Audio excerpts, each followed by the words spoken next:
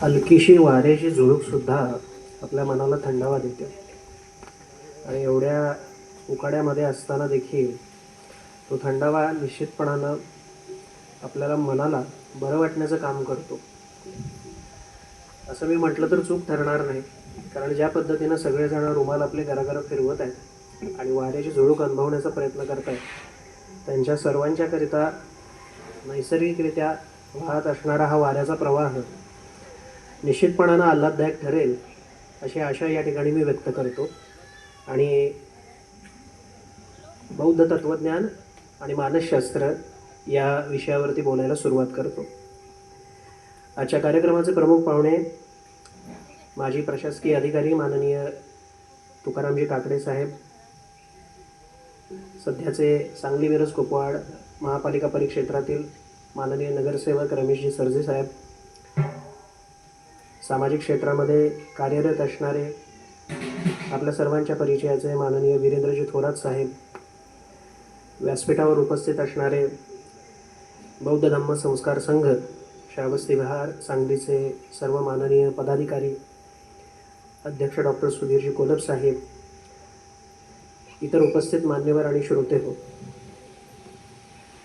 बौद्ध धम्म आणि मानसशास्त्र या विषयावर बोलण्याकरिता आज मी इथं उभा आहे. हा विषय माझ्याकरिता पूर्णपणे नेहमीच्या पठडी बाहेरच आहे. याचं कारण असं की माझ्याकरिता तरी आता पावे तो मुलांचं मानसशास्त्र असेल किंवा ज्येष्ठांचं मानसिक आरोग्य असेल, आत्महत्या प्रतिबंधक विषय असेल, ताणतणाव व्यवस्थापन असेल, डॉक्टरांचं मानसशास्त्र आणि त्यांचं ताणतणाव व्यवस्थापन, सार्वत्रिकपणे वाढलेला मोबाईलचा अतिवापर, पालकत्व कसं असावं आणि यासह इत्यादी अनेक मानसशास्त्र, मानसोपचार या विषयांशी संबंधित असणाऱ्या विषयांवर मी आजपर्यंत बोलत आलेलो आहे. गेल्या जवळपास 6 वर्षांहून अधिक कालावधीमध्ये मानसिक आरोग्य क्षेत्रामध्ये माझी प्रॅक्टिस करत असताना याच विषयांचा परामर्श मी आत्तापर्यंत घेत आलो आणि त्याच विषयांच्या अनुषंगानं पश्चिम महाराष्ट्रामध्ये बऱ्याच ठिकाणी या विषयांवरती मी आत्तापर्यंत लोकांच्या समोर म्हणणं मांडत आलो आहे. त्या विषयाच्या अनुषंगानं जनजागृती करत आलेलो आहे. परंतु 6 दिवसांच्या अंतरानं हा दुसरा मोठा चाकोरीबाहेरचा विषय घेऊन मी लोकांच्या समोर येतोय. याचं कारण असं की गेल्या आठवड्याभरामध्ये साधारण 6 दिवसांच्या पाठीमागं अंधश्रद्धा आणि त्या पाठीमागं कार्यरत असणारं मानसशास्त्र या विषयावरती एक मुलाखत मी दिलेली होती. आणि आता बौद्ध धम्माचा मानसशास्त्रीय संबंध किंवा मानसशास्त्रीय अनुषंगानं असणारा एक दृष्टिकोन या विषयावरती मी बोलतो.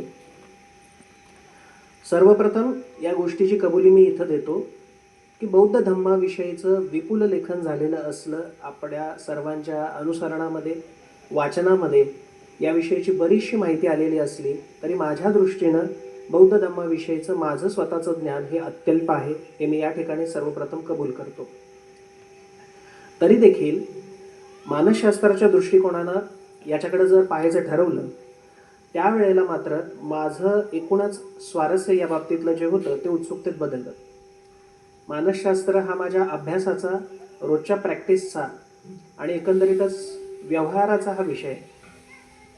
परंतु असं असलं तरीसुद्धा ज्या वेळेला डॉक्टर सुधीरजी कोलप सरांनी बौद्ध तत्त्वज्ञान आणि मानसशास्त्र या विषयाच्या संबंधीनं आपल्यासमोर बोलायला ज्या वेळेला सांगितलेलं होतं त्यावेळेला मात्र माझ्या दृष्टीनं हा एक खूप मोठा प्रश्न होता. मानसोपचार तज्ज्ञ म्हणून, सायकॅट्रिस्ट म्हणून ज्या वेळेला पदव्युत्तर शिक्षण मी घेत होतो त्यावेळेला आध्यात्मिक आणि धार्मिकतेच्या अंगानं असणारं मानसशास्त्र हे माझ्या वाचनामध्ये आलेलं होतं, कारण तो आमच्या एकंदरीत अभ्यासक्रमाचा भाग होता. यामध्ये प्रसिद्ध मानसशास्त्र आणि मानसोपचार तज्ज्ञ कार्ल यंग आणि सिगमंड फ्रॉइड यांच्यासारख्या जगद्विख्यात तज्ज्ञांच्या बुद्धिझम, जैनिझम आणि हिंदुइझम या 3 धर्मातील असणारं मानसशास्त्राचं महत्त्व याविषयी बरंचसं वाचन माझ्या वाचनामध्ये किंवा पाहण्यामध्ये निदर्शनास आलेलं होतं.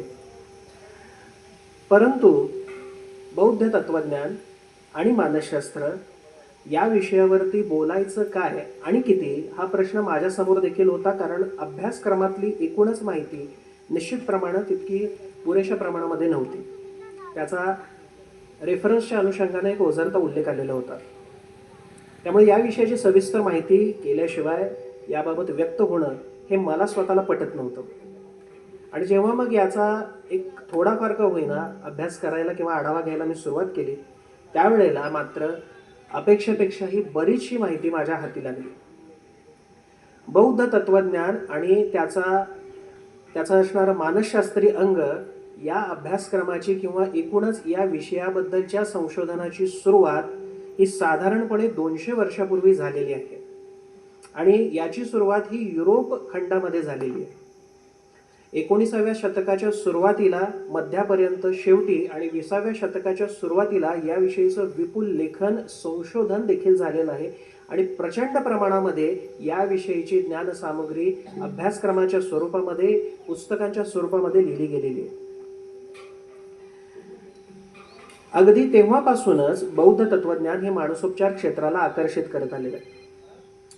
1893 साली ज्यावेळेला हार्वर्ड युनिव्हर्सिटीमध्ये आयोजित व्याख्यानमालेमध्ये बौद्ध तत्वज्ञान आणि त्याचा मानसशास्त्राशी असणारा संबंध या विषयावरती ज्यावेळेला विल्यम जेम्स नावाचे प्रमुख मानसोपचार तज्ज्ञ हे बोलत होते, त्यावेळेला ते बोलत असताना त्या व्याख्यानमालेमध्ये जे ऐकायला श्रोते आलेले होते, त्या श्रोत्यांच्या मध्ये बसलेल्या बौद्ध भिक्खू अंगरिक धर्मपाल यांना ज्या वेळेला त्यांनी पाहिलं, त्यावेळेला ताबडतोब त्यांनी आपलं व्याख्यान थांबवून धर्मपाल यांना स्टेजवर येण्याची विनंती केलेली होती.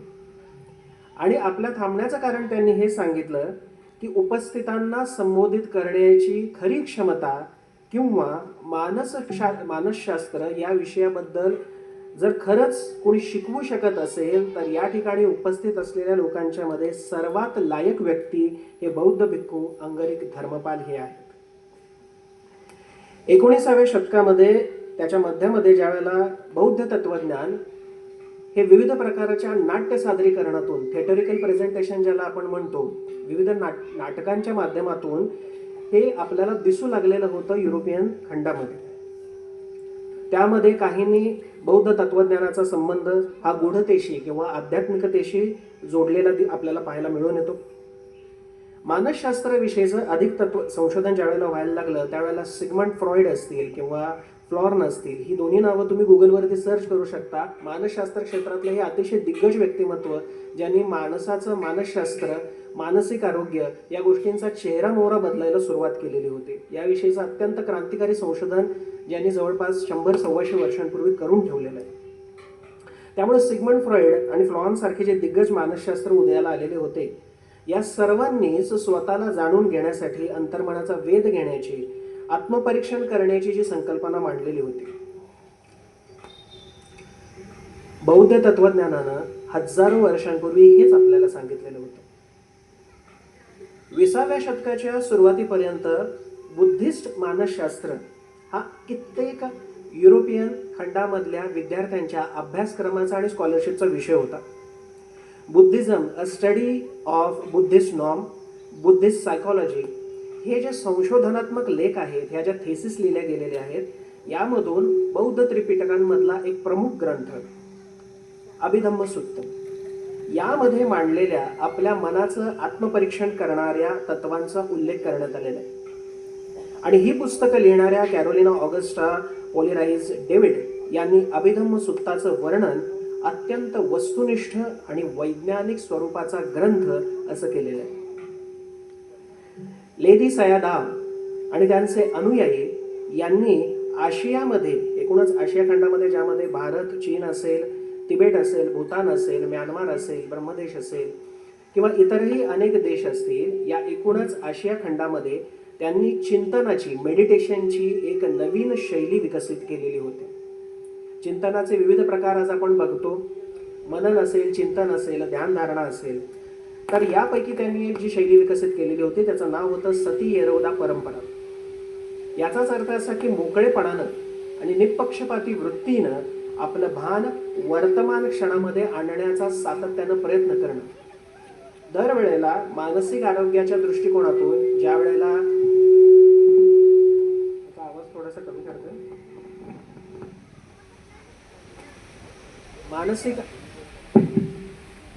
मानसिक आरोग्य क्षेत्रामध्ये काम करत असताना ज्या वेळेला आमच्याकडे विविध प्रकारचे पेशंट्स येत असतात, अशा सार्वत्रिकपणानं पेशंटला ट्रीट करत असताना त्यामध्ये एकूणच सर्वसाधारणपणे दिसून येणारी अडचण किंवा समस्या ही एकतर भूतकाळाविषयीच्या ज्या कल्पना किंवा भूतकाळात घडून गेलेले प्रसंग असतात त्या प्रसंगाचा वारंवार विचार करत राहणं किंवा भविष्याची चिंता करत राहणं, माझं कसं होईल, माझ्या मुलांचं कसं होईल, नातवंडांचं कसं होईल, एकूणच मी किती वर्ष जगेन तर ते नीट जगेन का, आजारी पडेन का, आणि आजारी पडलो तर मी कधी पडेन, आज पडेन उद्या पडेन, मला आज काही होतंय का, उद्या काही होतंय का, या पद्धतीची जी चिंता असते आणि त्यातून निर्माण होणारा नैराश्य, ज्याला आम्ही डिप्रेशन असं संबोधतो, या सर्व प्रकारच्या ज्या मानसिक समस्या आहेत याचं मूळ एकतर भूतकाळात घडून गेलेल्या घटना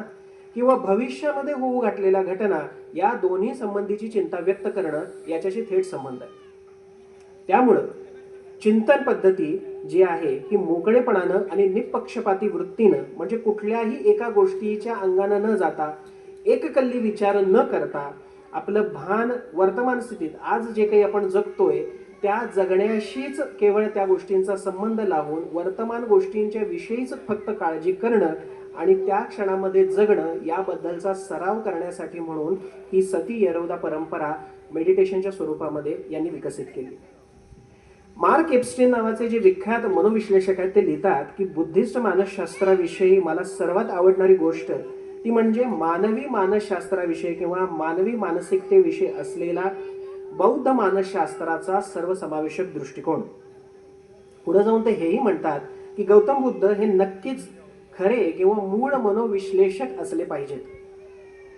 मानवी मनाचा विश्लेषणात्मक अभ्यास करण्याची खरी क्षमता ही गौतम बुद्धांनी विकसित केलेली आहे आणि ते हे करणारे पहिले व्यक्ती असावे की ज्यामुळं जी तत्व बौद्ध तत्वज्ञानामध्ये मांडली गेलेली आहेत त्याचा अभ्यास हजारो वर्षानंतर आधुनिक काळामध्ये, म्हणजे अलीकडच्या 100-200 वर्षामध्ये कित्येक आधुनिक मनोविश्लेषकांनी, मानसशास्त्र तज्ञांनी, विविध प्रकारचे सायकोलॉजिस्ट असतील, सायकॅट्रिस्ट असतील, त्यांनी प्रॅक्टिस करत असताना या गोष्टींचा अवलंब आपल्या प्रॅक्टिसमध्ये केलेला दिसून येतो.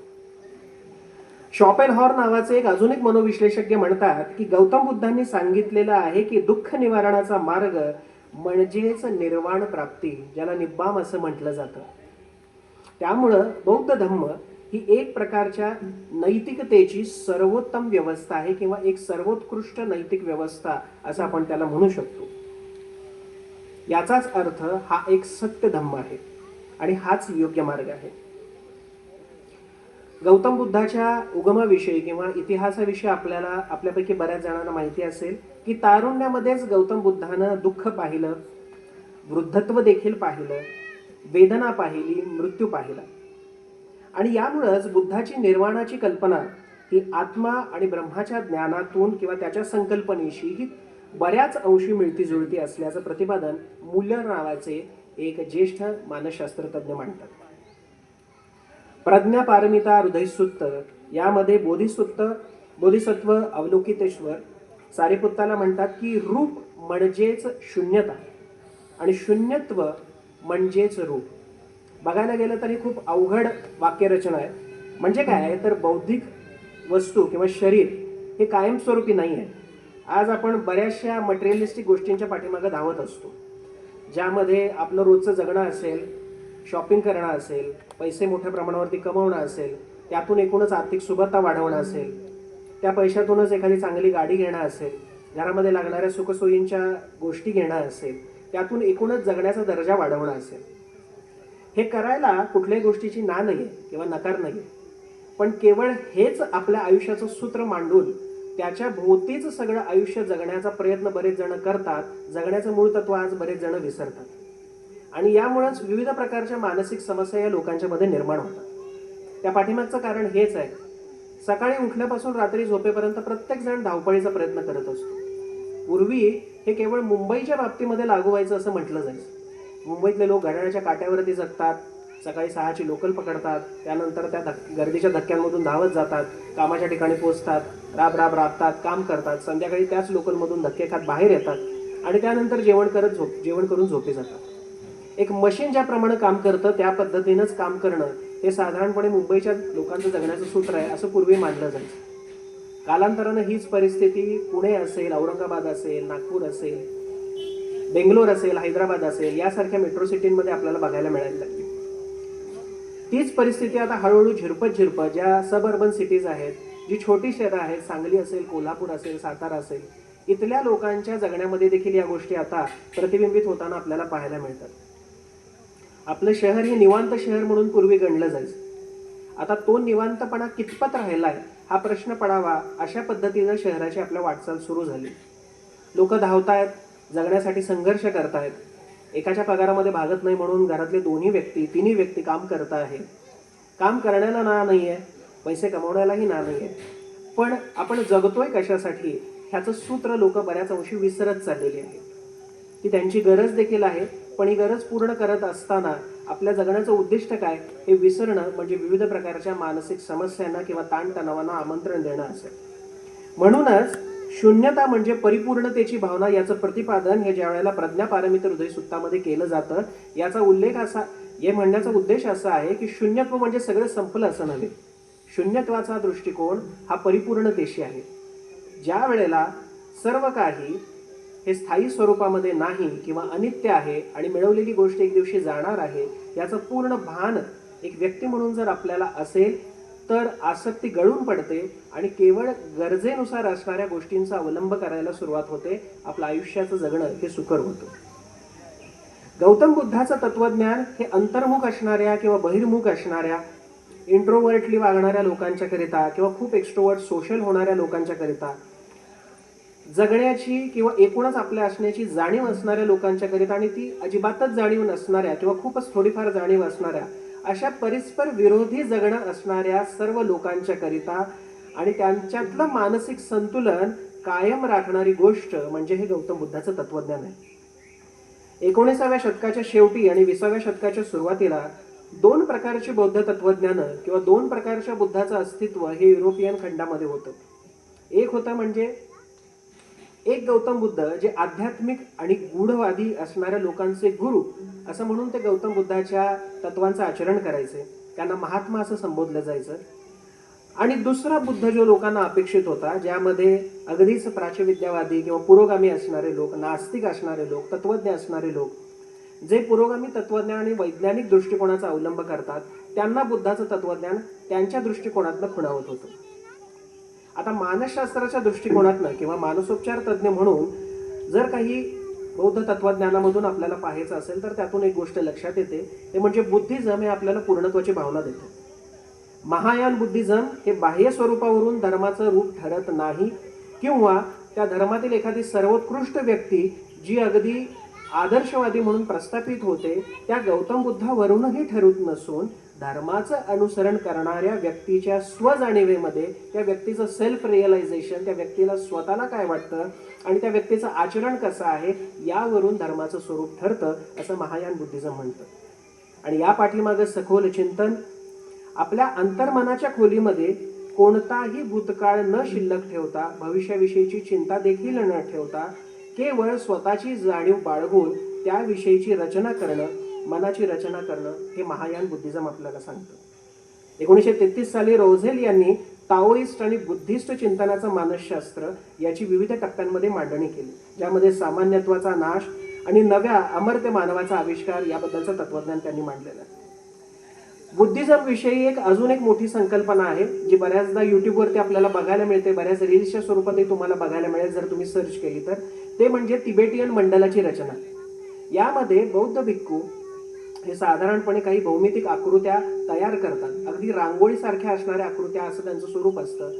त्यामध्ये विविध प्रकारचे रंग भरणं आणि त्या पद्धतीची आकृती किंवा एक कलाकृती, पेंटिंग असं आपण त्याला म्हणू, रांगोळी स्वरूपातली, त्या स्वरूपातल्या पेंटिंगची ते रचना करत असतात. यामध्ये कित्येक दिवस, कित्येक तास, कित्येक आठवडे, कित्येक महिने ती रचना करण्यासाठी ते व्यतीत करतात. आणि एकदा ती आकृती किंवा त्या प्रकारचं पेंटिंग पूर्ण झालं की ते आपल्या हाताने ते सगळंच्या सगळं पुसून टाकतात. आपल्याला हा प्रश्न पडतो की कित्येक तास, कित्येक आठवडे, कित्येक महिने तयार केलेली एखादी रचना, एखादं पेंटिंग किंवा एखादी आकृती हे अचानक कसं पुसून टाकतात. या पाठीमागं नेमकं काय लॉजिक आहे किंवा हे का केलं जातं? याच्या पाठीमागं एकमेव लॉजिक हे आहे की कुठलीही गोष्ट ही स्थिर नाही किंवा कुठलीही गोष्ट ही फिक्स नाही. प्रत्येक गोष्टीची सुरुवात आहे, तसाच प्रत्येक गोष्टीचा अंत आहे. जी गोष्ट निर्मित झालेली आहे ती गोष्ट संपुष्टात देखील येणार आहे.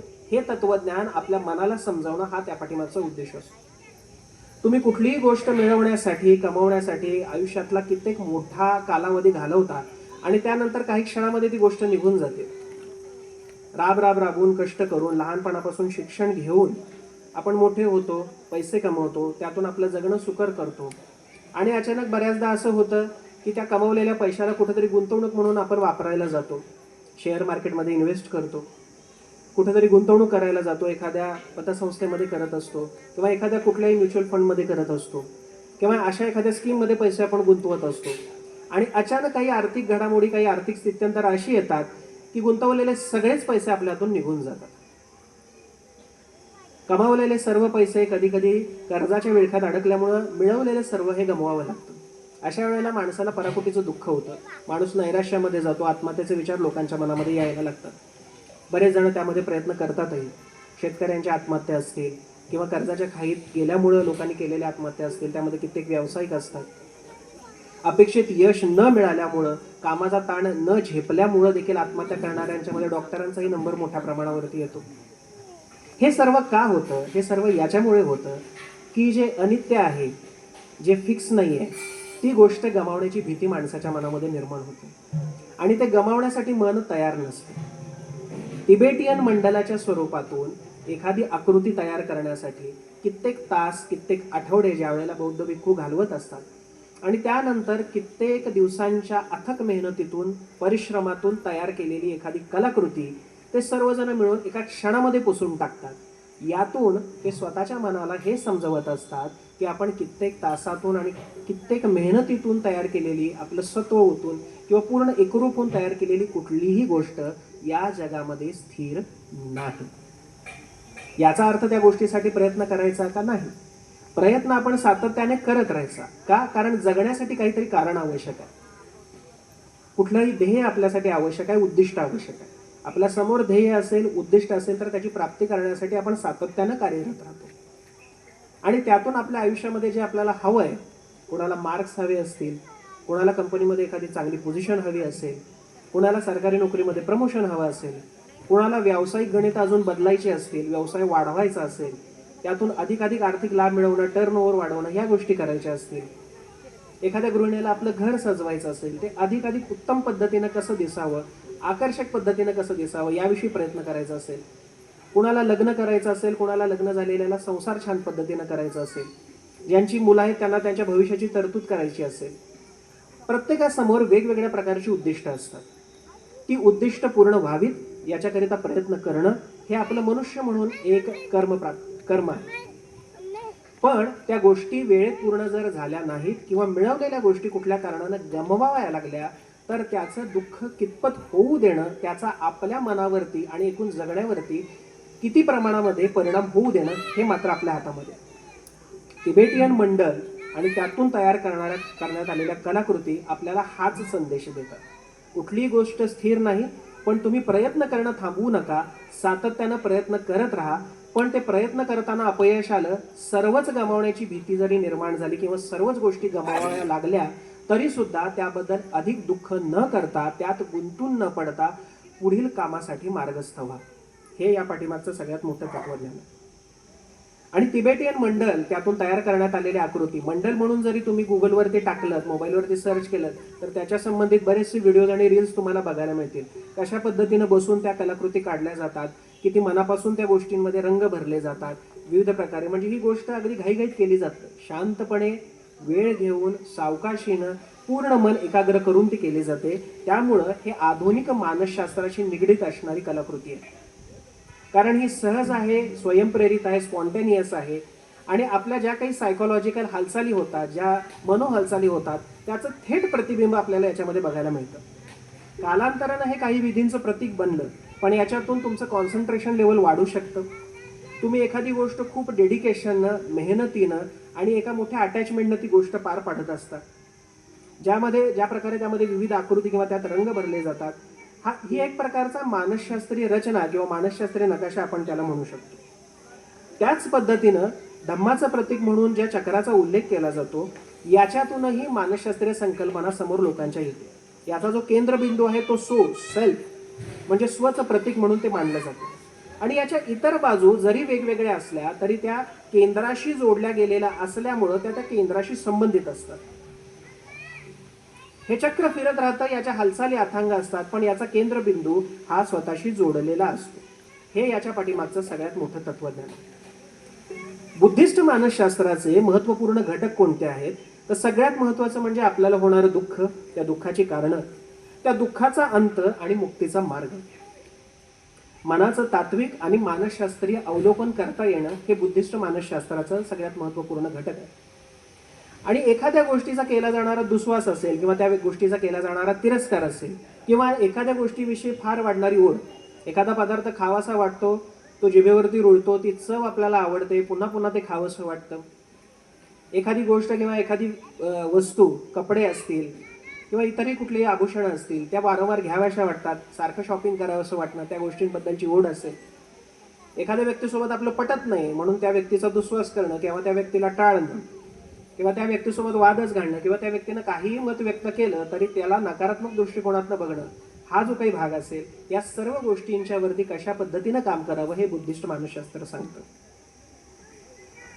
दुःख हा मानवी जीवनाचा अविभाज्य भाग आहे. ज्या पद्धतीनं सुख आहे हे ज्यानं ओळखलं त्याच्या वेदना निश्चितपणानं कमी झाल्या. कारण ज्या वेळेला दुःख आहे आणि तो आपल्या आयुष्याचा एक भाग आहे, दुःख म्हणजे आयुष्य नाही. ज्या वेळेला पेशंट्सना सांगत असताना किंवा त्यांचं काउन्सिलिंग करत असताना आम्ही आयुष्याची भाकरी बनवत असतो, ज्याचे 4 तुकडे पडतात. एक असतो स्वतःचा, एक असतो ज्याच्यामध्ये आपलं कुटुंब असतं, ज्याच्यामध्ये आपली पत्नी असते, आपले आई वडील असतात. तिसरा भाग असतो आपले मित्रमंडळ किंवा समाजामध्ये आपण जिथं लोकांच्या सोबत वावरत असतो, लोकांशी बोलत असतो, त्यांच्याशी येणारा आपला थेट संबंध, हा तिसरा महत्त्वाचा भाग असतो. आणि चौथा महत्त्वाचा भाग म्हणजे रोजचं जगण्यासाठी करावी लागणारी नोकरी असेल किंवा व्यवसाय असेल. आयुष्याची भाकरी आम्ही याला याच्याकरिता म्हणतो, हे 4ही तुकडे आपल्या आयुष्यामध्ये असणं फार गरजेचं आहे. याच्यातला एकही भाग इतर 3 भागांच्या पेक्षा गरजेपेक्षा जास्त जर मोठा झाला तर आपल्या आयुष्याचं संतुलन बिघडतं. या 4ही पैकी एक भाग जरी नसला तरी ती भाकरी पूर्ण होत नाही, त्याला आकार विचित्र येईल.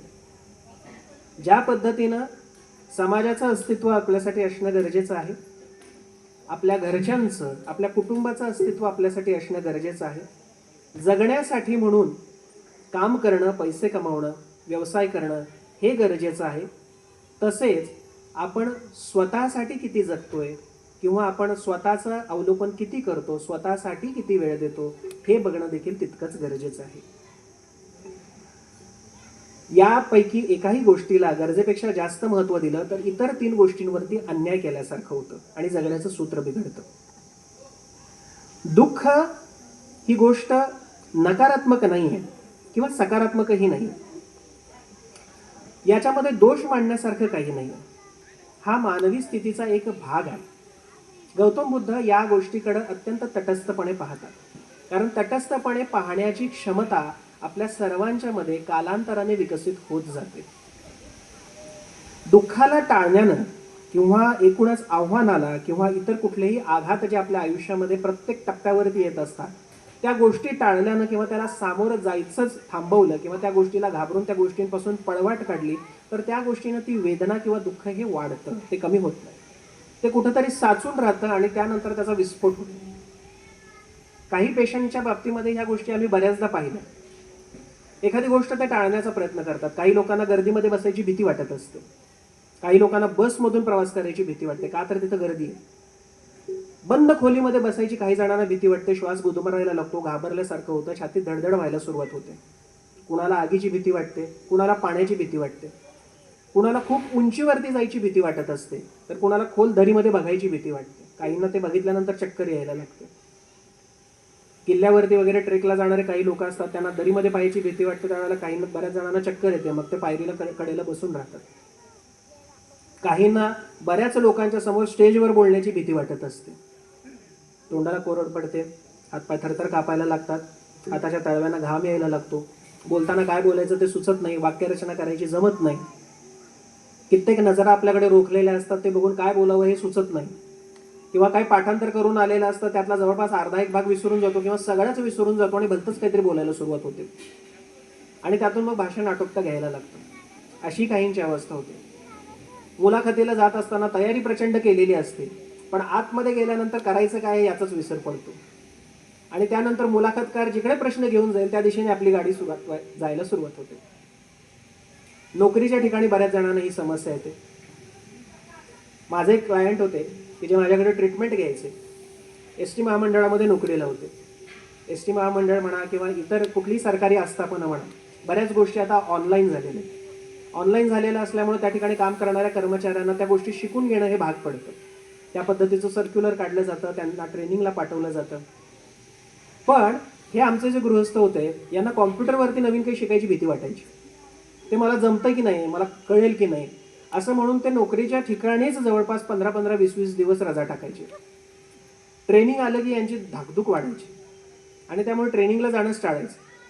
परिणाम असा की कॉम्प्युटरचं म्हणावं तसं ज्ञान त्यांना येईना. त्यामुळे मग मी आता नोकरीचा राजीनामाच देतो या म्हणण्यापर्यंत ते आलेले होते. ज्या वेळेला त्यांना ट्रीटमेंटचा सल्ला दिला त्यावेळेला त्यांचं म्हणणं असं की म्हणजे माझी आता अवस्था इतकी वाईट झाली आहे का की मला वेड लागण्याची पाळी आली, मला वेड्यांच्या डॉक्टरांच्याकडे ट्रीटमेंट घेण्याची गरज निर्माण झाली आहे का, म्हणजे माझ्या आयुष्यात काही राहिलंच नाही, आता मी नोकरी देखील व्यवस्थित करू शकत नाही. या पद्धतीची भावना ही कशामुळे निर्माण होते की ज्या वेळेला कुठलाही आघात, कुठलीही आव्हानं याला सामोरं जाण्याची तुमची तयारी नसते आणि तुम्ही त्या गोष्टी वारंवार टाळत जाता, त्यावेळेला त्या गोष्टी तुमच्या आयुष्यातून बाजूला होत नाहीत, त्या गोष्टी साचत जातात आणि आयुष्यामध्ये एक वेळ अशी येते की ज्या वेळेला थेटपणानं त्या गोष्टींचा तुम्हाला सामना करावा लागतो. जर तुम्ही याच्याकरिता तयार नसाल तर तेव्हा होणारा आघात, तेव्हा होणारा त्रास हा प्रचंड असतो. यामुळे आपले विचार, भावना, संवेदना या सर्व गोष्टींचं जागरूकपणे निरीक्षण करायला शिकलो तर त्या गोष्टींमुळे होणारा त्रास किंवा त्याची एकूण तीव्रता ही कमी व्हायला मदत होते. याच्याकरिता deep breathing relaxation technique develop करण्यात आलेलं आहे किंवा प्रोग्रेसिव्ह मसल रिलॅक्सेशन टेक्निक हे सुद्धा याच्याकरिता डेव्हलप करण्यात आलेलं आहे. या सर्व टेक्निकचा उद्देश हाच आहे की कुठल्याही मनामध्ये निर्माण होणारी जी भावना असते, राग, लोभ, द्वेष, मत्सर, भीती, चिंता, उदासीनता, या सर्व भावना आपल्या आयुष्याचा भाग आहे. त्यातील जी कुठली भावना येईल त्या भावनेचा शांतपणाने स्वीकार करणं. बरेच जण त्याच्यापासून पळवाट काढण्याचा प्रयत्न करतात. माझ्या एक क्लायंट आहेत जे पोलीस खात्यामध्ये नोकरी करतात. लग्न झाल्यानंतर काही वर्षांनी त्यांच्या वडिलांचं निधन झालं. आई आणि त्यापेक्षाही वडील त्यांच्या अत्यंत जवळचे होते. आपण नेहमी पाहतो की जर एका कुटुंबामध्ये एक मुलगा आणि एक मुलगी असतील तर मुलाची अटॅचमेंट हे आपल्या आईशी जास्त असते आणि मुलीची अटॅचमेंट आपल्या वडिलांशी जास्त असते. त्यांची परिस्थिती थोड्याफार फरकानं तशीच होती. त्यांची खूप जास्त जवळी किंवा त्यांची ओढ ही वडिलांकडे होती. लग्नानंतर काही वर्षांनी वडिलांचं अपघातामध्ये अकस्मात ज्या वेळेला निधन झालं त्यावेळेला तो धक्का पचवता येणं त्यांच्यासाठी अवघड होऊन बसलं. कारण आयुष्यामध्ये कधीतरी आई वडील आपली साथ सोडणार आहे ही वस्तुस्थितीच त्यांना कधीच मान्य नव्हती किंवा ही कल्पनाही त्यांच्या मनामध्ये येऊन गेलेली नव्हती. आपले आई वडील आपल्या नेहमीच सोबत असावे हा आशावाद खूप छान आहे, त्यातून आपल्या मनाला बरं वाटतं, पण ते आपल्या आयुष्यासाठी पुरणारे नाहीत ही न बदलता येण्याजोगी वास्तविकता आहे. याचं किमान भान, किमान थोडीफार जाणीव असणं फार गरजेचं असतं. ज्या वेळेला असं होत नाही त्यावेळेला निर्माण होणारी जी परिस्थिती असते त्याला तोंड द्यायला माणूस सक्षम होत नाही. त्या ताईंचे वडील एक्सपायर होऊन जवळपास 10 ते 15 वर्ष होत आली. आज देखील त्या दुःखातून सावरलेल्या नाही. नवरा बायकोंच्या मध्ये ज्या वेळेला छोट्या छोट्या कारणांवरून वाद होतात त्यावेळेला मी तुला सोडून देईन किंवा मी घर सोडून देईन किंवा तू मला सोडून जा असं बोलताना बऱ्याचदा त्यांच्या मिस्टरांच्या तोंडामध्ये येत असतं. सोडून देईन हा एकच शब्द त्यांच्या मनामध्ये खूप मोठ्या प्रमाणावरती अँझायटी, पॅनिक अटॅक व्हायला कारणीभूत ठरतो. जेव्हा कधी दिवसभरातून, आठवड्यातून, 15 दिवसातून त्यांच्यामध्ये छोट्या कारणावरून वाद होतात आणि ज्या वेळेला मिस्टरांच्या तोंडून हे वाक्य येतं किंवा त्यांना एक लहान मुलगी आहे त्यावेळेलाही तू आई मला सारखं मारतेस मग मी तुला सोडून निघून जाईल हे ज्या वेळेला येतं त्यावेळेला त्यांच्या छातीची धडधड वाढायला सुरुवात होते, श्वास घ्यायला त्रास व्हायला लागतो, अचानक आपला जीव जाईल की काय अशी त्यांना भीती वाटायला लागते, डोळ्यातून घळाघळा अश्रू यायला लागतात, झोप निघून जाते, भीती वाटायला लागते आणि त्यावेळेला त्या मला फोन करतात. आणि हा प्रसंग 24 तासात कधीही उद्भवतो. या पाठीमागचं मानसशास्त्रीय कारण हेच आहे की दुःख आहे ते आपण स्वीकारलं पाहिजे, ही आपल्या मनातली एक भावना आहे. या गोष्टीसाठी त्यांची आज तागायत तयारी झालेली आहे. त्या पोलीस खात्यामध्ये काम करतात, हे विशेष. हे अधोरेखित करण्याचं कारण हे की समाजामध्ये राहत असताना तुम्ही कुठल्याही क्षेत्रामध्ये काम करत असाल, अगदी कुठल्याही, मानसशास्त्र आणि त्याच्याशी निगडीत असणाऱ्या तुमच्या भावना यांच्यापासून आपल्याला पळवाट काढता येणार नाही. ज्या भावना आहेत त्या आहेत, त्या असणार आहेत, हे सत्य ज्या वेळेला आपण स्वीकारतो आणि त्या भावनांचा शांतपणे स्वीकार करतो त्यावेळेला पुढच्या बऱ्याच गोष्टी सोप्या व्हायला सुरुवात होते.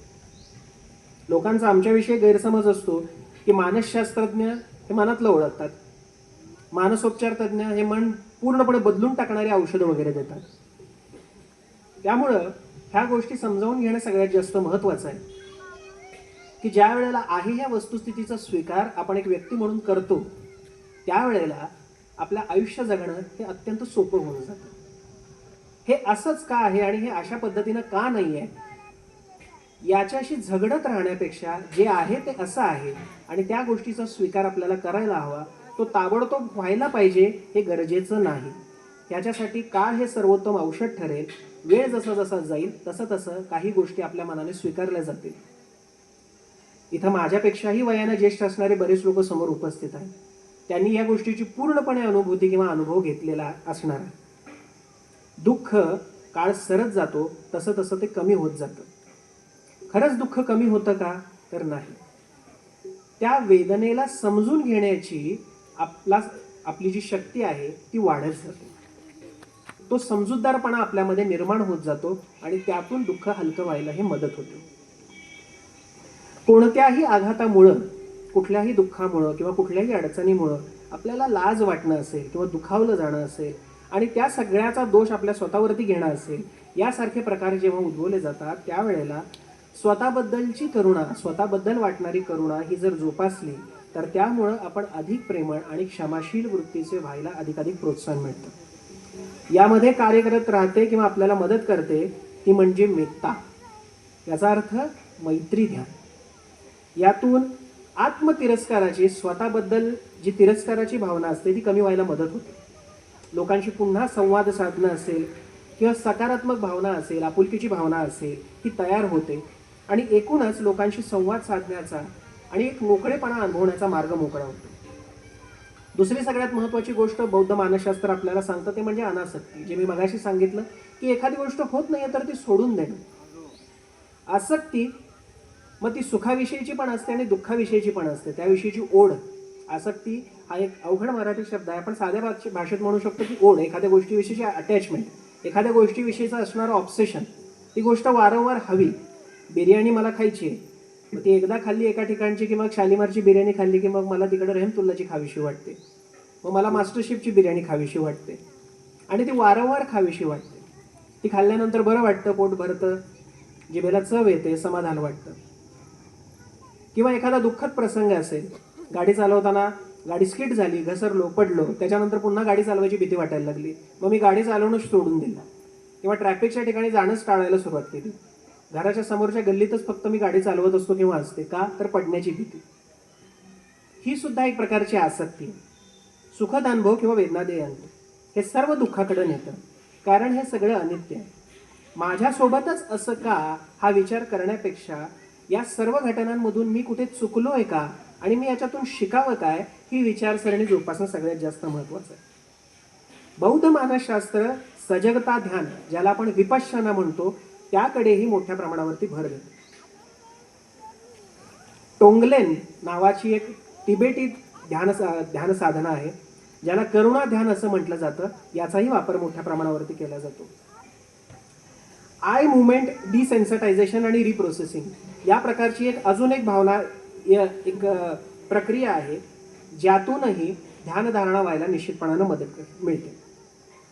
त्यामुळं आजच्या घडीला बुद्धिझम जो आहे हे मानसिक आरोग्याची जी कल्पना आहे किंवा चिंतन आणि याद्वारे चिंतनाद्वारे अंतर्मनाची खोली गाठणं असेल किंवा स्वतःचा शोध घेणं असेल, याच्याकरिता जी आवश्यक असणारी जी संकल्पना आहे, या सर्व गोष्टींचा समावेश हा बौद्ध तत्त्वज्ञानामध्ये होतो आणि यातूनच सर्वसाधारणपणे सर्वमान्य असणाऱ्या आध्यात्मिकतेचा संगम आपल्याला झालेला दिसून येतो. तिबेटियन बुद्धिझम असेल किंवा झेन थेरपी असेल, अशा अनेक प्रकारचं बौद्ध तत्त्वज्ञान, मानसशास्त्र या विषयावरती विवेचन करणारी ग्रंथ असतील, पुस्तकं असतील, गेल्या 200-250 वर्षांपासून मोठ्या प्रमाणावरती लिहिली गेलेली. याबद्दल मला सुद्धा प्रामाणिकपणे सांगायचं झालं तर याच्याविषयीची पुरेशी कल्पना नव्हती. पण ज्या वेळेला बौद्ध तत्त्वज्ञान आणि मानसशास्त्राचा संबंध याच्याबद्दल ज्या वेळेला आपल्या सगळ्यांच्या समोर बोलायचं आहे, याविषयीचं आव्हान माझ्यासमोर आल्यानंतर ज्या वेळेला या संबंधीचं वाचन मी सुरू केलं, त्यावेळेला ही मोठ्या प्रमाणावरची माहिती मला इथं बघायला मिळालेली आहे. आणि या बहुतांश ग्रंथांचे लेखक हे पाश्चिमात्य देशातील मानसशास्त्रज्ञ, ज्याची सुरुवात 18व्या-19व्या शतकामध्ये झालेली होती.